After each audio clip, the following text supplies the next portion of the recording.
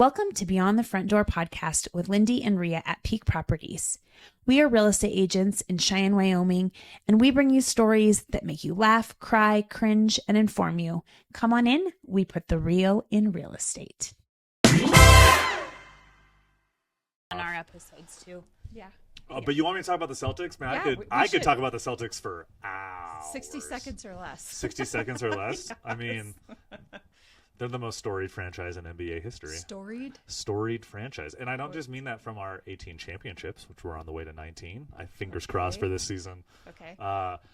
No, just the legends that have come out of Boston. I mean, you know Bird and Russell, and then more recently Paul Pierce, Kevin Garnett, and then right now Tatum. I mean, I don't know how to explain it. It is a culture more than it is a sport.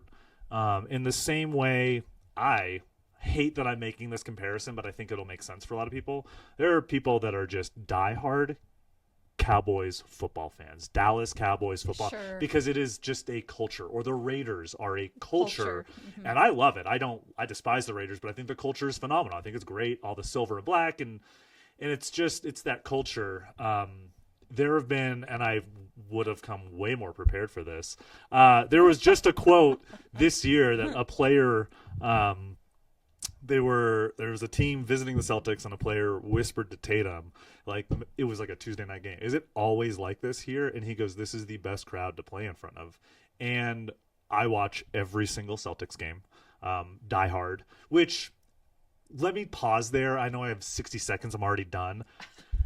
Why is it okay that people can sit down and binge like 6 seasons of a show on a long weekend, but I say I watch all Celtics game and I'm a crazy person? I wouldn't think that. You know, and it's like, I get there's 82 games, but we don't watch TV shows in our house. Like, we don't, and I'm better than you because I don't watch TV. No, our TV's on all the time. We just don't watch. I mean, it's 2025. We don't watch cable. We don't have cable on all the time. Right. But no, I mean, 80% of their games, because they're East Coast, tip off at 5 or 5:30, which is dinner time for us. And then they wrap up between 7:30 and 8, and then we take care of bedtime. So it is really nice. And then the few games when they're either Central or West, and the games are on late, the kids' game starts at 8. I put the kids to bed. I do my part, which is like the 5 minutes of like high fives, hugs, kisses, good night. And then I can go watch the game. So it's pretty great. You know what? My husband and my sons in our house, it's all about the sports. Yeah. And I think it's the same way for you, right? It is. Yeah. Yes. So you're in good company here.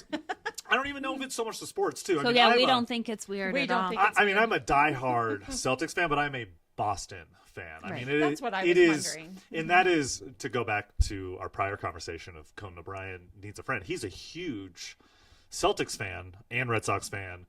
And I'll find the episode. I think it was the one with Bill Burr. And he perfectly describes that Boston is a very unique city where when you're a fan of Boston, you are a fan of Boston. Mm-hmm. It's not like, who's your baseball team and it's over here. Who's your football team? They're down there. My hockey team is... Nope, it's Boston. Everything is Boston. Everyone I know that is a Boston fan likes all the teams from Boston. Yeah. Is it just the community? Because didn't you love being in Boston? Yeah, I loved it. It was amazing there. That was my first time. I just went. I went to a Celtics game. It was amazing. Unbelievable. I loved it. Yeah. And what day were you? Wait, were you guys there? I was there right before you.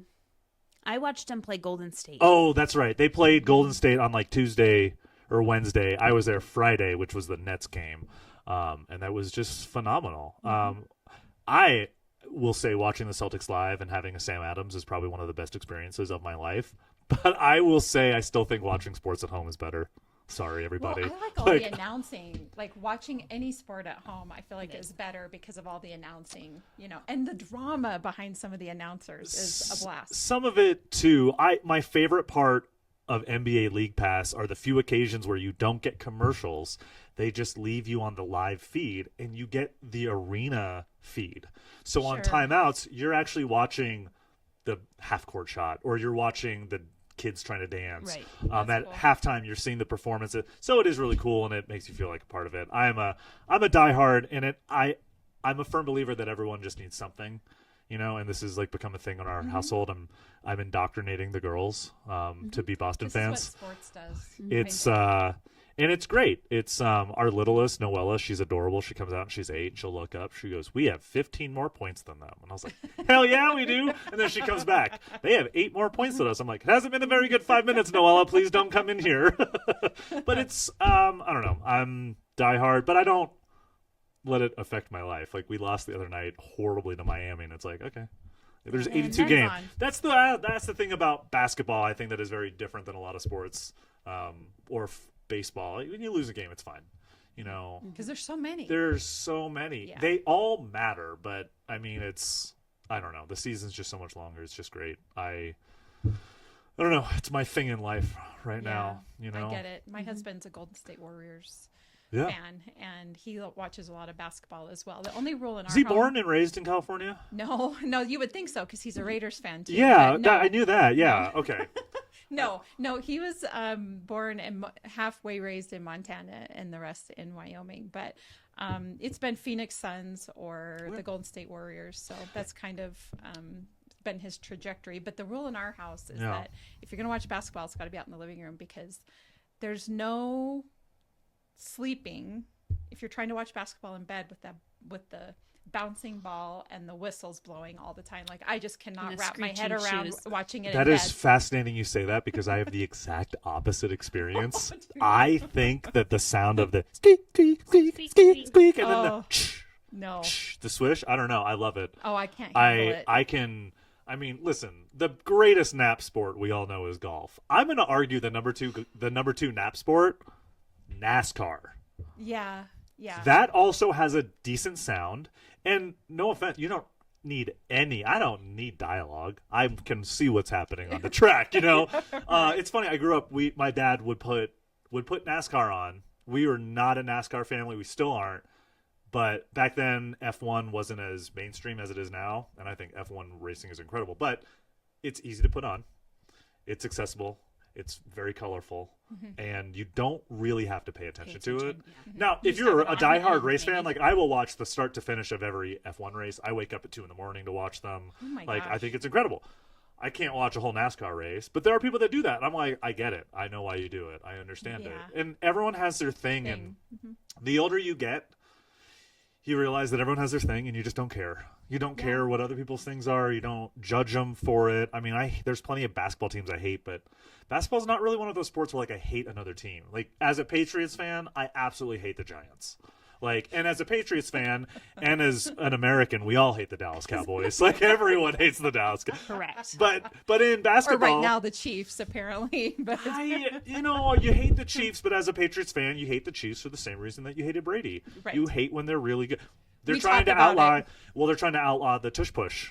Yeah. I'm not a Philly fan, but I'm sorry, we're gonna outlaw something because you've perfected it. You can't do it. Yeah. Other people can't do it. You know, I think that's, I don't know. I don't love it. That tush push works on everybody. It'll work again.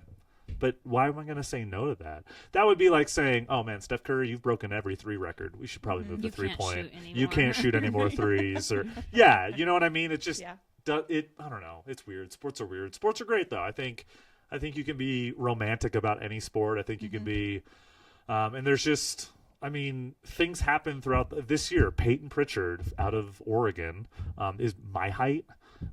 Best story. We walk in to TD Garden, me and my dad on November 8th, and we're watching warm-ups, and my dad just points down. He's like, "There's that out-of-shape white guy shooting around." And I was like, "Oh my God. You just called Peyton Pritchard the out-of-shape white guy." Mr. Peyton Pritchard just broke the NBA record for threes made off the bench. So Peyton Pritchard is, I believe, third, I'll give him top 5 in three-pointers this season, and he's off the bench. Yeah. He's a bench player. Now, I don't know if anyone listens understands bench player, but the dude doesn't start. He started twice this entire season.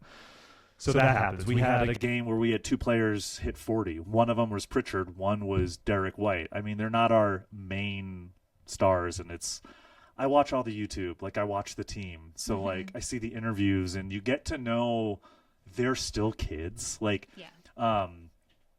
Another side tangent, I'm a huge, obviously, basketball fan, and I'm a big supporter of the college basketball teams at LCCC, the men and women. We fed the men, we fed the women this year at our house. We had them over. We had the guys over for Super Bowl, which was really great. We had the girls over for a team dinner. and whatnot. And you just, you realize that these are children in adult bodies because they are just bigger than everyone. Specifically the guys. Like the women, women are way more mature than men. I know that. Everyone knows that. Yeah. And every coach will say that, you know? And strategic, I think. 100%. Yeah. And then you get these kids that are, I mean, they're 19, 20, 21-year-old kids that are 6'9", you know, but they're kids. Like they're talking to our 10-year-old about Pokemon. And, and you look at them and you're like, what is happening? Then you just realize that they're still kids. The same principle in the NBA. Like our star player is 28 years old.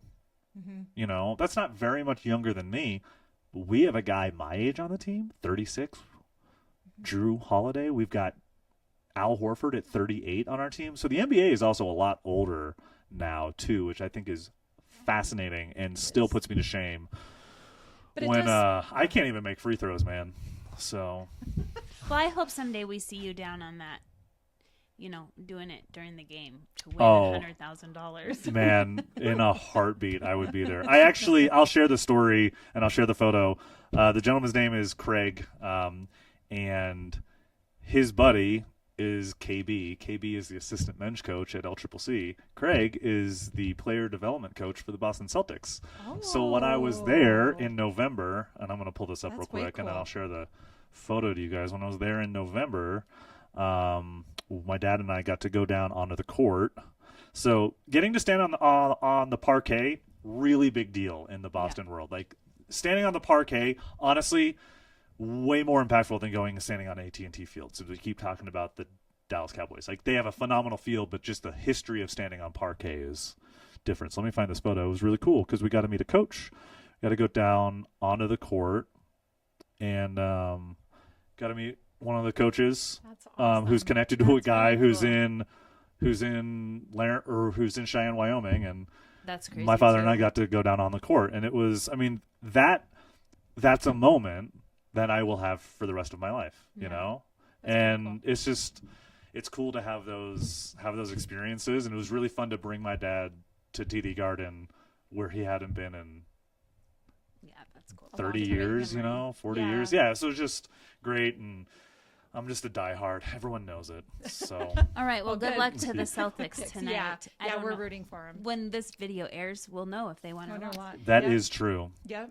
So our listeners are probably like, what are they doing? They're just going to talk about basketball? Basketball. This isn't normal. I'll Well, talk it's about April. anything. Right. No, it's okay. We will.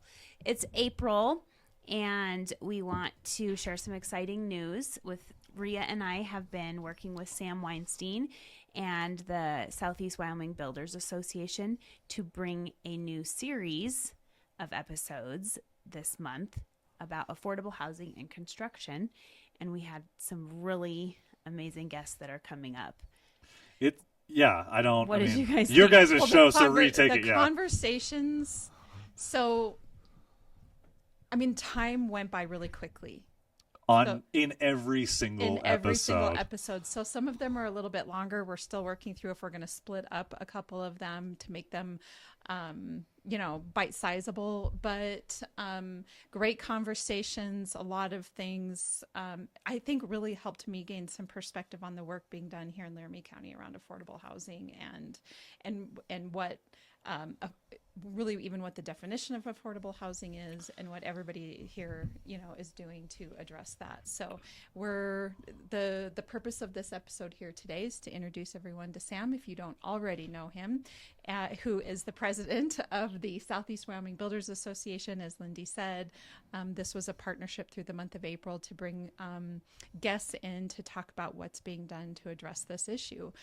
We've heard the mayor talk, and we actually heard one of our city councilmen talk about the fact that we are somewhere between 3,000 and 6,000 units short. 6,000, I think, is what Mr. Jeff White stated. For Laramie County, as well as 800 to 900 people on the wait list for the Cheyenne Housing Authority.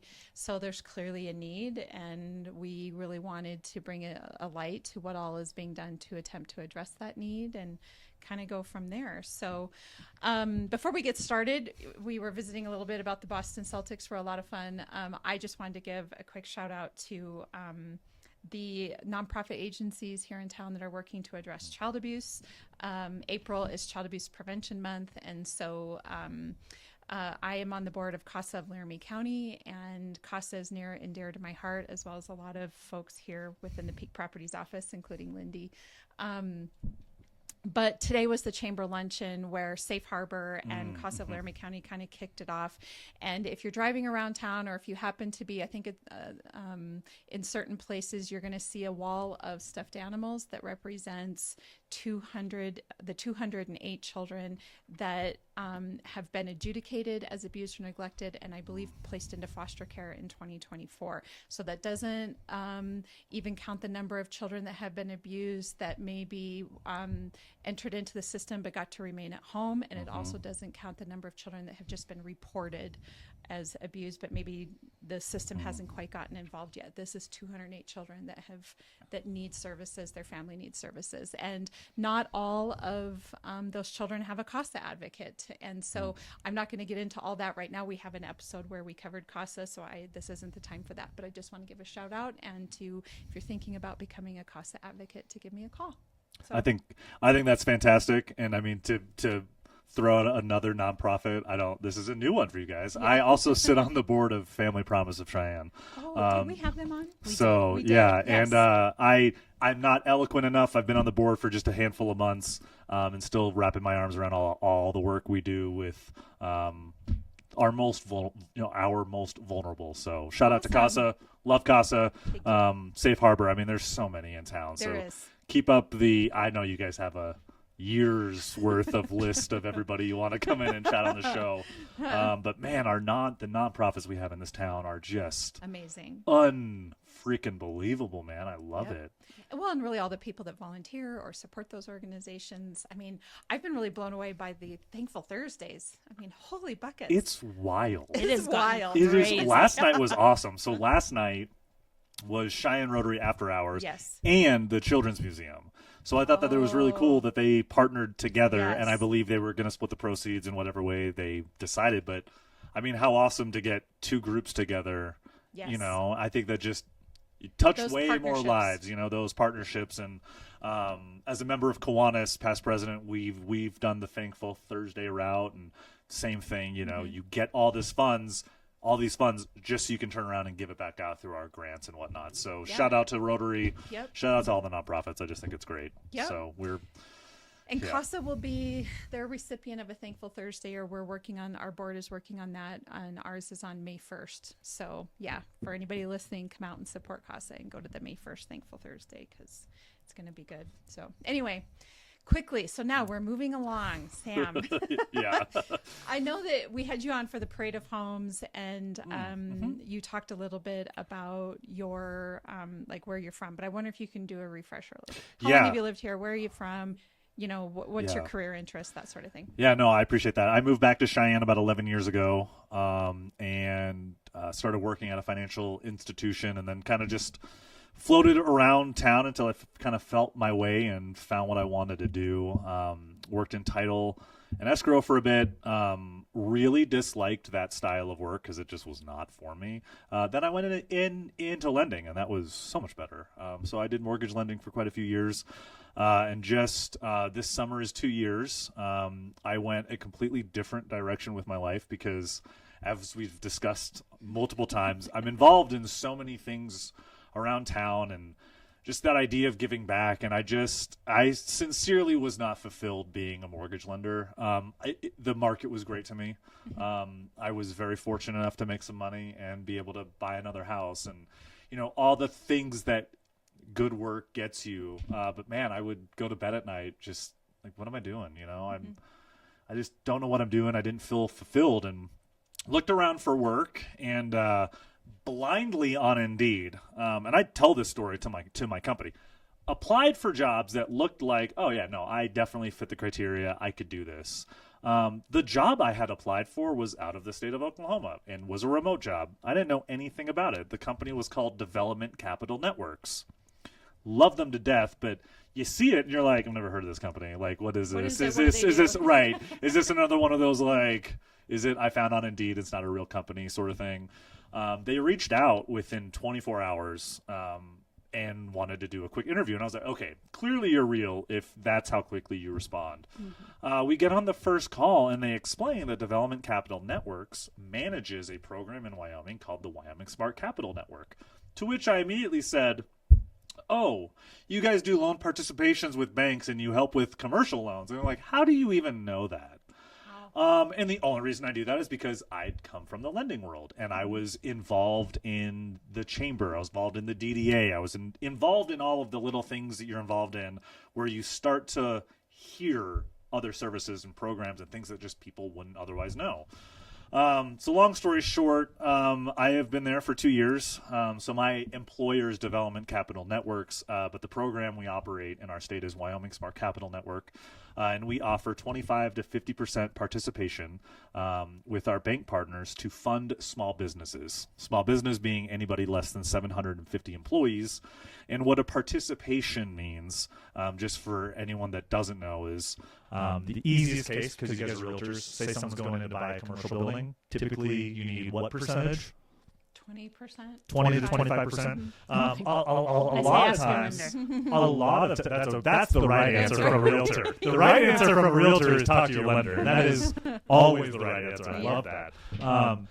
But we provide 25 to 50% of the note on behalf of the borrower to the bank. So my money has to go to a business, but it also has to be within a bank note. So it has to be within a bank loan. So business is going in to buy a building, and it's 25%.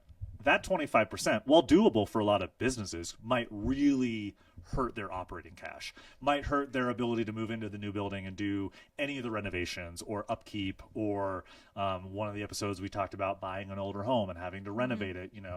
I know there's a very nice mortgage company here in town that bought an old building and is going through that right now.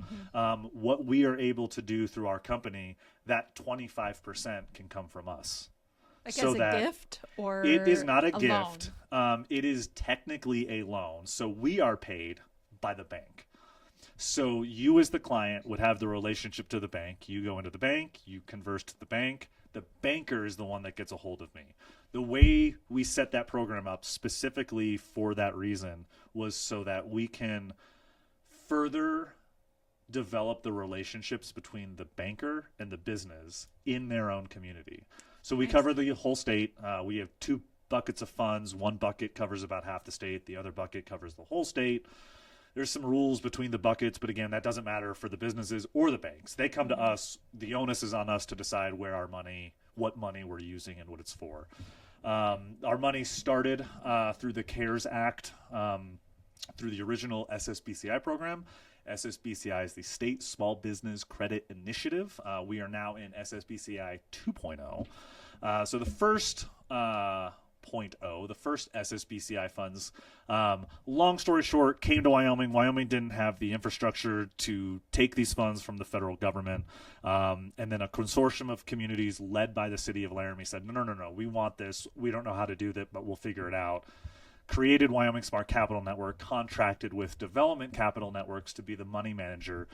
So in essence, I business develop by going around and meeting banks. We have 25 bank partners across the state, and that is 25 individual bank charters plus all of their branches. Okay. I think when I started, we were right about 20, so we've even still been growing over the last few years. So the bank reaches out to us and say, hey, I have a business who's buying this building and they have 10% in. We need 15 from you.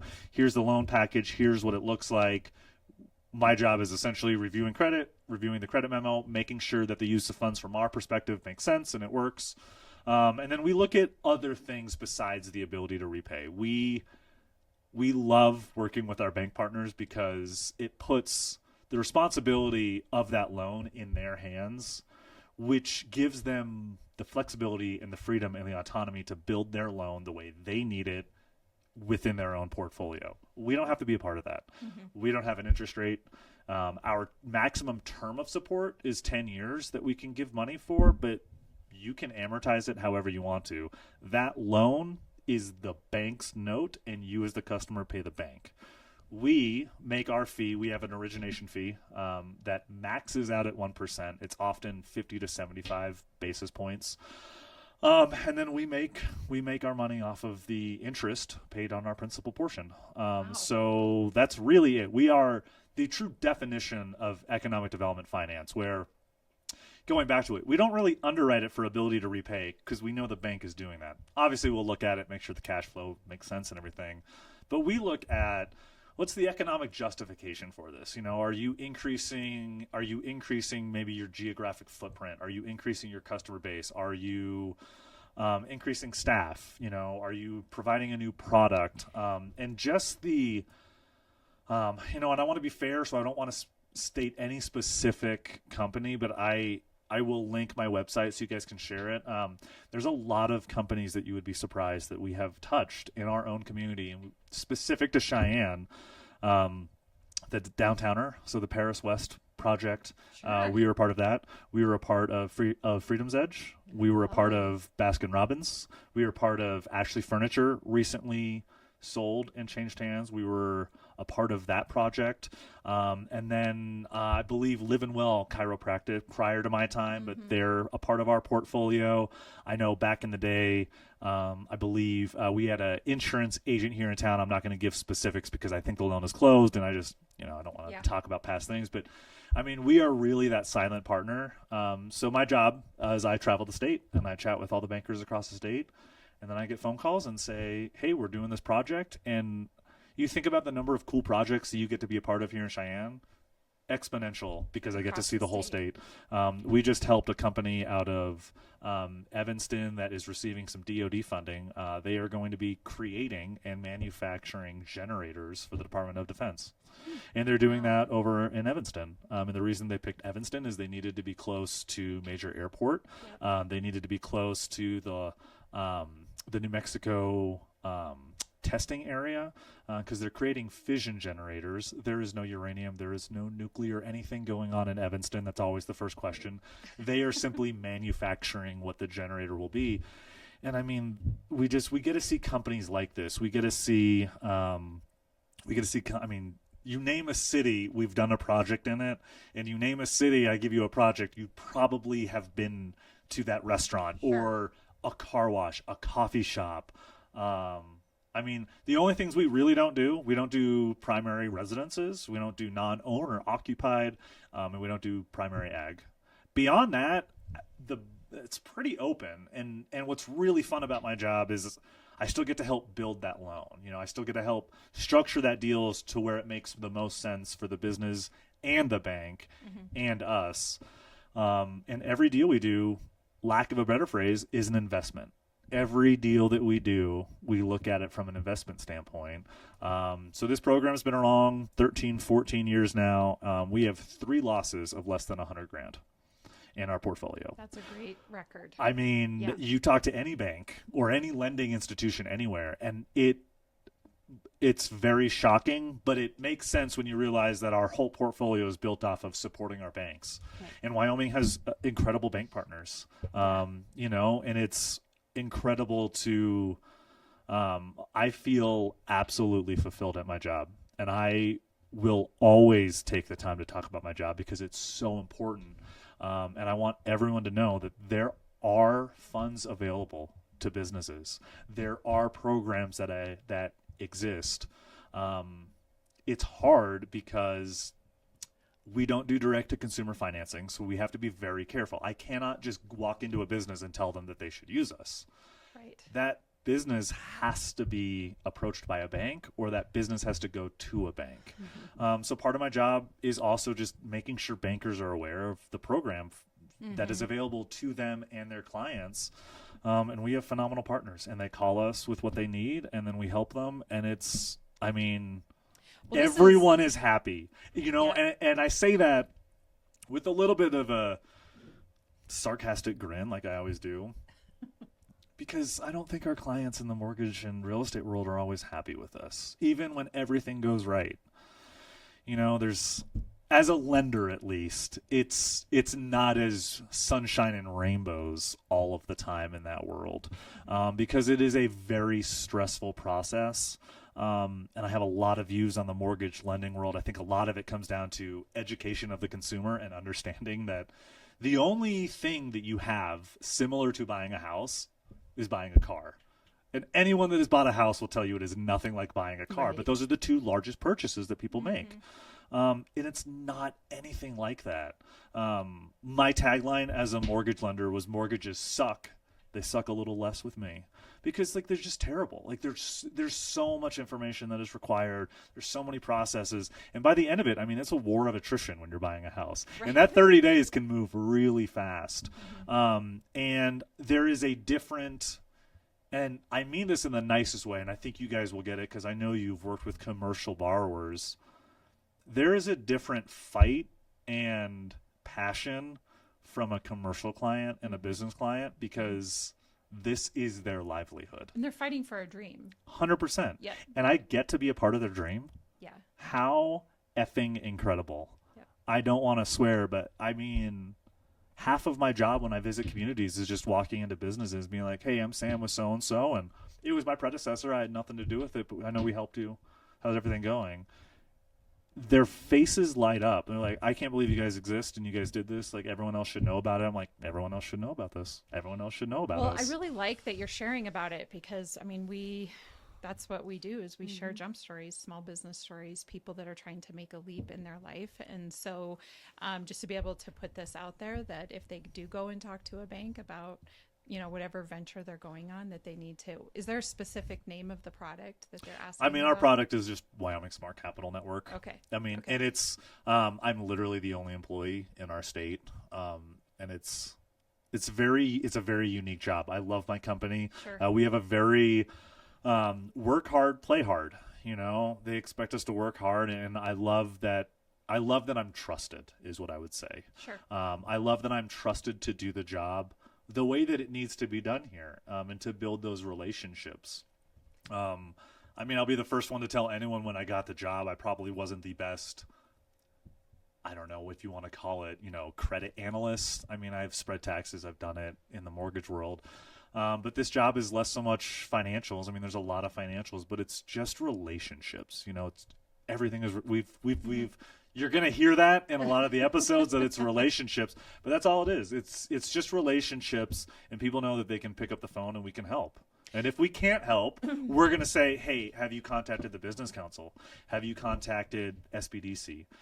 Which is the Small Business Development Center? Have you contacted, are you a manufacturer? Have you contacted Manufacturing Works? Have you reached out to the Wyoming Women's Business Center? That doesn't just help women, by the way. They help everybody. That's just their name of their business. But when you're part of the ecosystem of economic development, you start meeting all these people and you realize that everything is interconnected.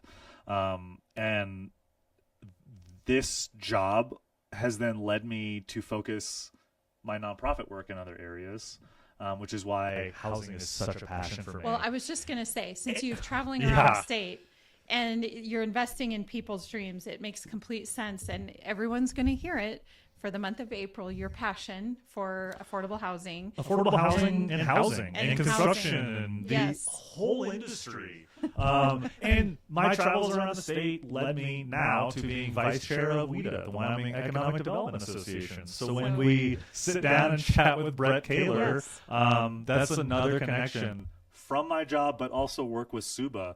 And it just goes to show how very interconnected we are as a community. And then a very quick story, our new development loan officer in Oklahoma, who has my role in Oklahoma, Josh Toney, phenomenal guy, brand new, and he's out in Oklahoma doing this whole thing himself and you know, reaching out to me.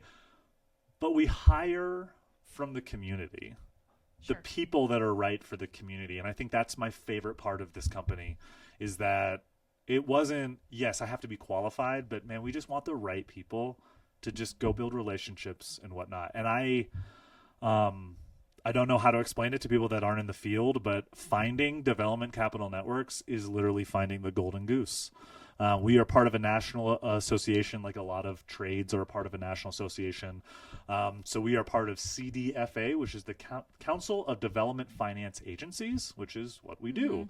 I believe I'm going to, without getting into the specifics of ownership and whatnot, every leader in our company has won the Lifetime Achievement Award from CDFA. Wow. Wow. including my last boss who retired, and then my most recent boss who just got the Lifetime Achievement Award. And I'm sitting here and I'm like, holy crap. I got so lucky that I found like the company to be at. I mean, I think it sounds like it's a perfect match. It is, and it really is. I mean, I'm part of a community cohort right now. I'm in a class with people from across the country that work on RLFs, revolving loan funds. We talked about that too.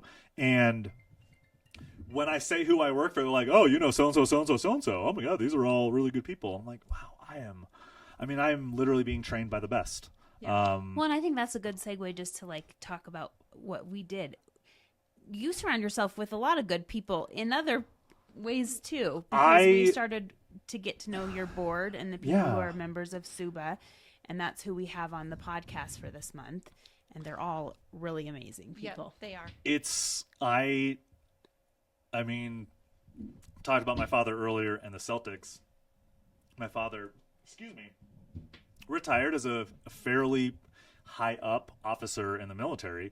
And I was just taught, you surround yourself with good people. I'm not saying you need to like the people and be friends with them. You surround yourself with the people that are best for the job, and you remove your personal side of it. That being said, if I'm on a board, I want the most diverse and I want the most knowledgeable crew. And I mean, how fortunate am I to sit here and say on my board leading advocacy is the director of Habitat for Humanity, Dan Dorsch. Yeah. Like, that's pretty awesome. Mm-hmm. It's a very easy thing for us to sit and be like, no, here's my guy. He's really good. You know, it's everyone else does the work. I fortunately get to sit here and take the credit, and I understand that. And I do not take that for granted. I'm very fortunate to have the chair that I have and to have the team that I have. A really big shout out, and I would love for you guys to do a full conversation with them since we've had a couple of employees from there, but Align. SEWBA contracts with the Align Group to be our executive officer. And that was a difficult thing for our board to come to terms with, because we had always just hired someone and we had someone working part-time. And we upped our expense for it with the mindset of we're going to grow our membership and we're going to get out there and we're going to be doing a whole lot more. And again, we're doing a whole lot more, not because we were failing, but because those foundations were built for us. I love that Eric Adams and his story when he comes on to talk about building a property. One of his first things, he said that he was working as a framing assistant, and then by the end of the week, he was building the stairs for something else. And my first thought was, man, you built the stairs for where SEWBA is. Because Eric ran this organization for like 12 years, you know? Yeah. And I don't blame Eric for stepping back and not wanting a leadership role. After a certain time, it's time for change. Well, and fresh blood is always... Absolutely. Yeah. And I would say this, I believe I'm in my last year of presidency here at SEWBA, and I am more than happy to step down because that's what it takes. It takes the constant revolving door of ideas, because I never want people to think that it's Sam Weinstein's Builders Association, which still would be SEWBA. I think we could still find a way to put Sam Weinstein Building Association there. What's your middle name? Yeah, it's Douglas, but I could change it to Elton maybe. Yeah, or Edward. Or Elijah. Yeah. No, to talk about Eric again, he talked about his growing up, and that in his family, working with your hands and building stuff, creation was the name of the game. I grew up in a military house. My grandfather was in World War II. My father was in the military for 36 years. My brother was in the Navy. He was a nuke on a sub. Service is just second nature. And I didn't do military. I think it's pretty evident by the way I look. And that's okay, but I serve. Like, service isn't just putting on a uniform. Service is CASA, the nonprofits, service is your family. Service is just what you do in your community. Some people give back through their church. Some people give back through the schools where their kids go. I don't have children or anything like that. I have a girlfriend. She's got kids, so I'm getting into the education side, but I want the best community. And if I'm going to be here, I want to be a part of it. And on the flip side, if I'm going to complain about things going on in our community, I want to be a part of it. You want to be a part of the solution. Absolutely. Yep. I am absolutely fine with people screaming and being a keyboard warrior. Back it up with action, though. Yeah. So I know I post a whole bunch of stuff on Facebook, but I'm out there doing stuff too. You know, I'm Yeah. out here supporting the community. Well, on that note, okay, so in kind of wrapping up and really sort of putting a bow on what we did here in April, I think Lindee and I had reached out to you to discuss bringing on speakers or guests here in April to talk about affordable housing and construction. And because it's something that, of course, with every buyer and every seller that we work with, we understand sort of the growing needs that are happening here in Cheyenne. So I'm wondering if you can briefly tell us what the mission is of the Southeast Wyoming Builders Association and why you decided to partner with us on this. Our major two words we use are educate and advocate for the builder and trade industries of Southeast Wyoming. The whole purpose, I was so excited when you came to me again, because last year the feedback we got from being on your show for Parade of Homes was stupendous. Really? It That's was awesome. unbelievable. Everyone just really loved the conversation. So the fact that you invited me back, thankfully, now at the end of this, it'll be like 87 episodes of the three of us, and we're going to have to do like a break or something, and then we'll come together 6 months later. To me, this is the opportunity for me to highlight the people that actually do the work. So what you're going to see over the next few episodes are the wonderful people that I surround myself with that are on the street doing the work, advocating and educating the public for affordable housing in general. And I think that's what's crucial too, is I want everyone to come into this and listen to the episodes, not just with the mindset of affordable housing, but really the economics behind Housing in general. housing, construction, and what that means for our community. You know, I know some unbelievable job numbers from Eric. That one, phenomenal. Unbelievable conversation about numbers with Jeff White from City Council and Gunnar Malm. I mean, the people that we have, our life is one big giant ugly Venn diagram. Everyone is connected. Everything is interconnected. When Brett comes on from WIDA, you know, our whole push, as I'm on that board over the legislative session, was housing as economic development. I mean, everything is interconnected, and that's the message I hope that people get out of this series, is that all of us in this community are connected in some way, shape, or form, and all of this impacts us. Well, and that's where I want to say that I hope everyone listens to the episodes. Yeah. It's not just for realtors or people in this career field. I would argue it's for everybody everybody. else. It is for everyone else. So Yeah. I really hope that people look at it and go, oh my gosh, this is our chance to learn a lot about what's going on in our community and affordable housing and housing in general. And Well, and then just to understand, you can get involved, and your voice here matters. yeah. These guys ask at the end of every episode, they ask two things. They ask your favorite thing about Cheyenne and where you want to live. Sorry, I'm ruining. Spoiler alert, right?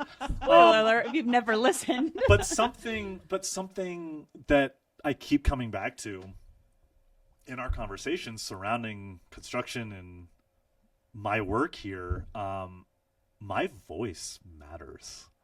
Your voice in Cheyenne actually matters. And I don't take that lightly. I don't say that lightly. You can actually have an impact as one person in our community. You can show up to a nonprofit or an organization, an association, and have immediate input.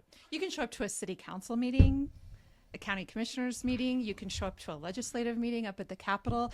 I can tell you from having sat in on a lot of legislative meetings up at the Capitol, they're looking around at the audience to see what the general public thinks about a specific bill. And oftentimes it's just empty chairs. It's empty chairs unless It's an issue that everybody feels really passionately about. Unless SEWBA is there, which we were there multiple days this Yes. year. WIDA was there multiple days. But no, you're absolutely right. I just mean in general. Anything. Absolutely. Yes. I mean, and that's the wonderful thing about, I would say, Wyoming, is that there's a place for you to help with whatever your passion is. So we talk all the time, Lindee and I do, that it doesn't matter what your passion is. There's a state association associated with it. 1,000,000%. All Just you got to find do, it. be like, I like MMA. I'm going to I'm see if sure there's a we group. already know Brian Pedersen is involved us with all that. about Yeah. I like gardening. Most likely there's some type of horticulture situation around gardening. Well, we do the Master Gardener class through the through Laramie County Library, I believe. Yeah. Yes. So, I mean, yeah, no matter no. your passion, you can find it. And I think this is what all of our speakers were for this month. You're going to hear from people in the field. You're going to hear from people, leaders on a local level. You're going to hear from leaders and those that work within agencies on a statewide level. From every level of wherever you can get it, you're going to hear about housing and construction and, you know, what's being done and what you're passionate about. And just kind of get the big picture. I know that I've learned a ton, and it's been a great experience. I'm president of Builders Association, and I'm learning a ton. Yeah. You know, it's I was very excited that Eric agreed to do the process. I don't know what Yes. you're going to call the episode, but man, Eric Adams is and again, my whole board is a wealth of knowledge, and I'm very fortunate to be surrounded by people that understand what they're doing, and we all have a collective goal. And what's great is that we're utilizing our own specific skill sets to get that done. And I know we talked about it when Eric was here. I made a comment that I need all of the data that he gets from building and all of his job sites. But I know Eric is not going to be the one to get up in front of a room of 100 people and go talk about the issue. And that's because that's just not his skill set. Right. I love doing it. I love my voice. I know that's a joke, but We're I mean, our shocked. voice, our voice is the most important thing we have. Yes, I mean, at the I end of the completely day, agree. that's all we have. And I have a whole other personal story about my whole voice and why my voice is the way that it is. And you should be involved. I want more from my community. So I'm going to try to get more from my community. You know, and You're passionate, and I think that's what we need. I think sometimes people sit on the fence and they're like, oh, my vote doesn't matter, my voice doesn't matter, I'm just going to be Or I don't want to neutral say something because then rock I the might boat. offend someone, or I might not, you know what I mean? I think Yeah. people get... And I think those are absolutely fair perspectives and concerns. I would say you got to stop worrying about what other people are going to think. If you have an opinion that you feel that strongly about, you're going to share it. Yeah. And I'd argue you're going to share an opinion that you're worried about. I guarantee you others hold those same thoughts. Yes, I was going to say, You know? and we've learned that here on the We podcast. have. There's a lot of, I can say something that feels very off the wall. I actually did this during a SEWBA episode, and they were like, yeah, we hear that all the time, or we know that, but it felt like I don't hear it out in the media or out in the world. So the Right. fact that I was having this thought, and then she said, and I said it, she's like, yes. And it just is, yeah. I guess to speak on 2 points to what you're saying. The first is that, Lindee and I started this podcast as real estate and real estate professionals.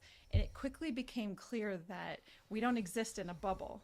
Right. There's everybody, like you said, is interconnected. And every single person we've had on here, whether it's been a community story or a small business story or a real estate story or a professional story, it all links together. We all have similar, there's similar threads to everything that we're doing. And it just, in what one person, it's kind of like the butterfly effect. Right? Oh, yeah. Yeah, that whatever thing you're doing is going to impact people around you, and it's just important that we all follow our dreams, use our voices, and contribute to our community as best as we can. 100%. And I know, and I always word it a different way, and I love the back and forth that we get here. But follow your dream and do whatever you have to do, as long as you're not putting someone else down to make your dream happen. Sure, I could Yeah, agree and with that. I- You and don't I know need you to step do. on other people. Yeah, you don't need, there's room for all of us to be successful here. And I think that's the big story that we're trying to get out about affordable housing too, is trying to break down that barrier of understanding and that negative connotation that gets connected to low-income housing or first-time housing or whatever words you want to put together. We've all been there. Yeah. I think I shared a couple times, I'm a product of living in rentals in Cheyenne. A lot of people are, and that's okay. Yes. We have to have renters. Yes. We have to have everybody. And I think, your point of it's all symbiotic. We are so connected that we need all those other people. Yes. You know, and I think that's, and I guess to my second point, I think that's what we're trying to do with this podcast is give a voice to everybody, share the story so that you understand that you're not alone in what you're going through, that there are other, and it doesn't matter that your jump story. It doesn't matter if you're just trying to be, move from homeless to not homeless, all the way up to starting a huge business and everything in between. Yep. There are steps that are very similar across all those experiences. And it's oftentimes putting one foot in front of the other, having faith in yourself, and learning from anybody that you can to get to where you're going. And I think that's what we're trying to accomplish here. Yeah, and I appreciate the way that you guys are framing all these conversations, that it's,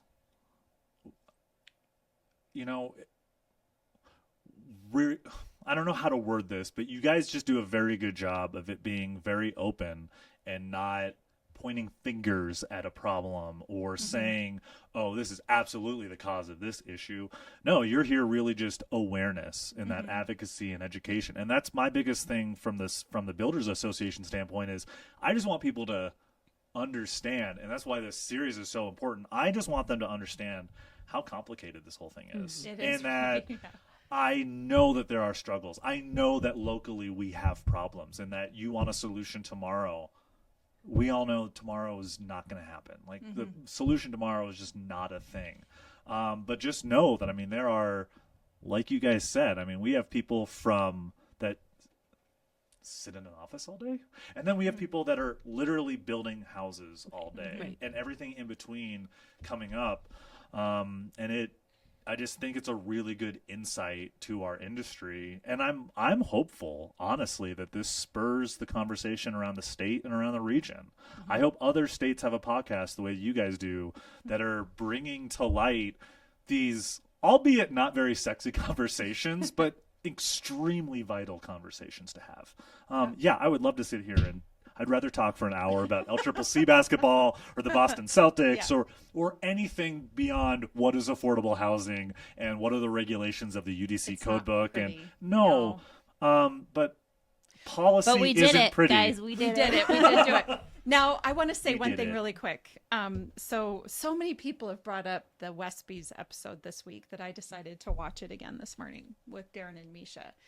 And there was one little part where we talked about where Darren was talking about learning from the people that, he's the director of the Department of Transportation and she's a judge over in Albany County. And so they were talking about the people that they bring in and really sort of listening to the experts in the field that they brought in to work at Westby's. And we had this conversation about I think he mentioned the word mistakes, about making mistakes and how frustrating that can be sometime. And we just had this discussion about the fact that people don't connect over perfection. We connect over imperfection. We bond through hard experiences and through, I wouldn't even call them mistakes. I like to call them opportunities for learning, because anybody that has, You're such a mom. because opportunities for, it's a mistake. It is. Well, but anybody that has tried to do anything has made mistakes along the way. 100%. But what you learn from them, and the reason why I think that this issue is only going to bond Cheyenne further, these are some big problems, but there's some creative solutions and people coming together to sort through it, to try to get some of these problems solved as quick as possible. Is it going to be overnight? No, it can't be. Nothing is black and white like that. And we will demonstrate that through the month here. But ultimately, at the end of the day, the community of Cheyenne is going to come together, members within it, to do what they can to solve this problem. And it's only going to strengthen what we know to be true from what we ask everybody, what their favorite thing about Cheyenne is. And it is that it is the people. Yes, and I would just say, as you're listening to the episodes, feel free to engage, ask questions, you can comment on the YouTube videos. Right. We would love to have feedback and kind of get the conversation going beyond us all talking. Even on our Facebook, Instagram, whatever, if you follow Beyond the Front Door, I'm sure SEWBA has things also. But I'd like to reach out and be part of the conversation. Yeah, because we could always, at the end of the month, we can either do a follow-up podcast if we do get some good feedback or questions, or we can maybe do a live podcast to wrap up. So we I love that idea. No, I think that's great. And invite questions in. So we have options. Yeah. So quickly on the mistake point, trying to teach Becca's girls, mistakes need not be fatal. Us girls, we don't like mistakes. Well, I will tell you, if you hate mistakes, don't ever work in lending, ever, because they're gonna happen and they're bad. But it's a learn and burn. Is what I was taught in the mortgage world, and that is, you learn that, and then you burn the memory into your brain so you never do it again. Yeah. And we've all done it. I mean, I'm sitting here cringing in my head about just some dumb mistakes that you make as a lender, or dumb things you say, like, oh man, well, I'm never going to do that again. And I'm sure you've written a contract that's like, oh man, I really shouldn't have written it that way. Or I ended up buying a refrigerator at the end of that, or right, exactly. Right. And mistakes are not bad. It's what you do with the mistake. It's your response to it. So I made a joke earlier that my tagline was "Mortgages suck. They suck a little less" with Sam. My sales pitch to get agents to work with me was, this is not going to be perfect. What matters is what happens when it doesn't go right. Sure. So if I'm going to sit here and try to get your business by saying every transaction we do is going to be great, well, that's just a BS lie. Right. The conversation is, it's gonna hit the fan, and when it does, we are prepared for it because I know how to handle X, Y, Z, or whatever that is. And I think that's the more important sales pitch for everything, and that's what I try to take to SEWBA. I don't think we're going to have the perfect fix for all of these things, but until we're having the conversation and making it a mainstream conversation, we have a standing meeting with the mayor now. I can pull up the phone and text him. The city councilman commissioner that we have on, we're able to text him. We have access to our elected officials in Wyoming in a very unique way you do not get in any other state. Yes, that's true. Any other state. Absolutely even true. The next least populous state of Alaska or Connecticut, it's not even this way. Yeah. We are just very fortunate, and there are pros and cons to that. The pros are you have really good access. The con is you have really good access. You're always around these same people. Then they have access to you. Absolutely. It's a two-way street. I don't think people realize that it's definitely a two-way street. But I would prefer it that way. I mean, it's really nice when I can, in the greatest way possible. I went to happy hour last week at Elf's, and I ran into a council person. 4 in the afternoon. I was like, oh man, good to see you. Had a quick conversation, talked about something, and then left. I'm like, you don't get that. That's where the good business happens. That's unfortunately, that is where the good business. No, I don't mean like in a bar, but right. I mean like in a casual encounter like that. 100%. Yeah. And it just strengthens those relationships. And I think my point about when it goes wrong, what I tell people is we have built and fostered a relationship at SEWBA with our city, with our state, with our county. Because shit's going to hit the fan, sorry. It's going to hit the fan. Okay, what are you going to do? Well, I'm going to start picking up the phone and helping people. We had an issue last year with the parade. There was an issue trying to get an easement, access to something. Picked up the phone, and I'm texting Mayor Collins, who then gives me over to his deputy chief. And I was like, hey, this is an issue. Within an hour, it was solved. And it's wonderful. I can't expect that every single time, but we have that opportunity. We do. We even have that opportunity at a national level. As a member of Kiwanis, I proudly cook and help serve pancakes every Frontier Days. Except for last year. I didn't help this last year because I have children in my life now, and that is... You're loving it. Story. I am loving it, but I don't have time to... It's a lot of work. I got to take care of the family before I take care of everyone else. But I spent the last 10 years doing that. Anyway, I was able to, this a few years ago, I again, leave your personal opinions aside, Liz Cheney walked through, and she came over to help, and walked over and had a conversation. And I was like, hey, I'm a member of this and this, and I just, She's great, though, she was great about those and things. that's all I said. I am not a personal fan of Liz Cheney, but I walked up to her and I said, I respect what you're doing. It's too bad that it took you until this point to be saying things that bring us together. But I mean, where else do you also get your national representative? I mean, we've got Barrasso that rides on a horse every single Frontier Days. Yeah. You don't just get those anywhere else. In Cheyenne, we get it all the time. Yeah. I mean, it is And I understand now why Cheyenne is often the envy of the rest of the state because of all the attention we get here. On the flip side, all the attention is on us too.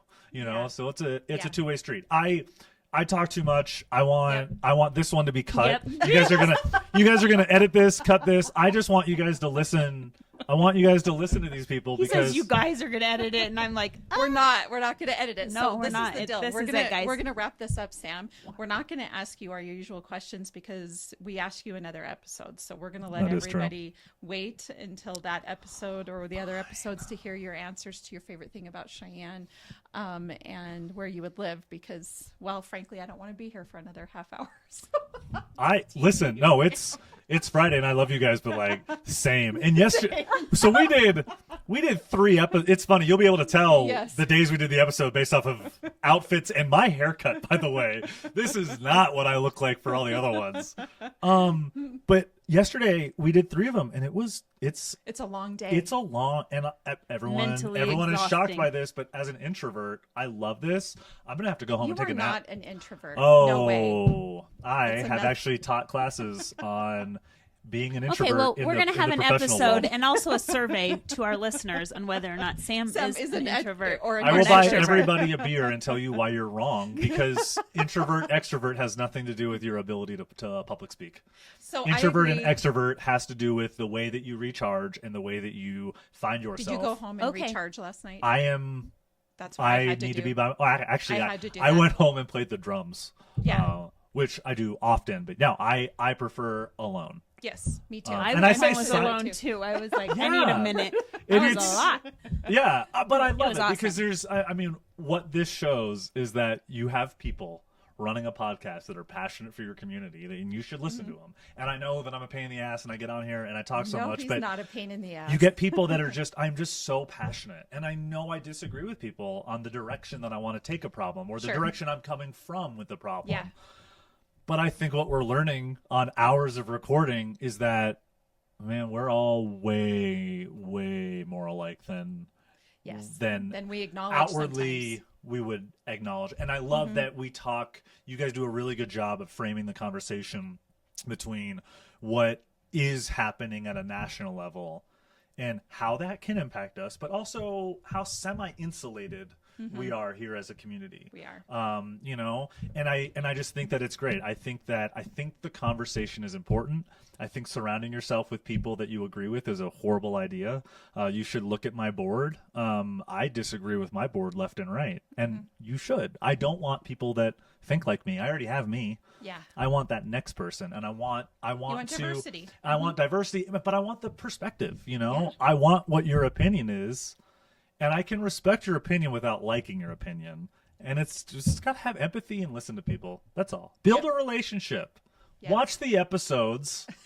Yes. Give Please us do. feedback. Give us feedback. Yes. You can tell that this. I bought the small one, by the way. The monster kicked in.